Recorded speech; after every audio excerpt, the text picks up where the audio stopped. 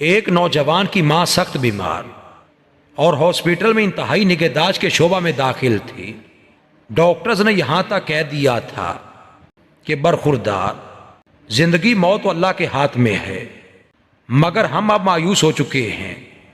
تم کسی بھی لمحہ کوئی بری خبر سننے کے لیے ذہنی طور پر تیار رہنا۔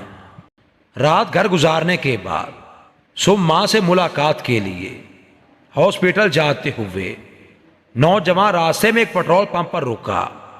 پیٹرول بھروانے کے لیے اپنی باری کا انتظار کرتے ہوئے اس کی نظر سروس شاپ کی دیوار کے پاس پڑی، جہاں ایک بلی نے خالی ڈبے کے نیچے بچے دے رکھے تھے۔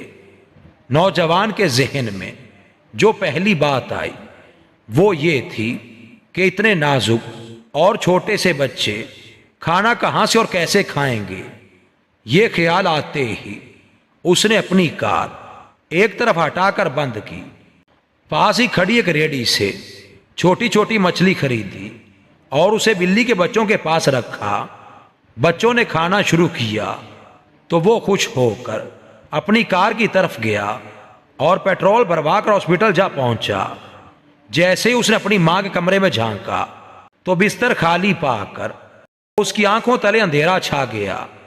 ڈوبتے دل کے ساتھ ایک نرس سے پوچھا، میری امی کہاں ہے؟ نرس نے کہا، آج آپ کی امی کی طبیعت معجزاتی طور پر سنبھلی تھی۔ اسے جیسی ہوش آیا تو ڈاکٹر نے کہا تھا اسے تازہ ہوا لینے کے لیے باہر لے جاؤ، تو ہم نے اسے کوریڈور سے باہر لان میں بٹھا دیا ہے، آپ اسے جا کر مل سکتے ہیں۔ نوجوان بھاگتا ہوا اپنی ماں کے پاس پہنچا، اسے سلام کیا، حال احوال پوچھا تو اس کی ماں نے کہا، بیٹے آج صبح میں نے خواب دیکھا کہ ایک بلی اور اس کے چھوٹے چھوٹے معصوم بچے آسمان کی طرف ہاتھ اٹھائے میرے لیے دعا کر رہے ہیں۔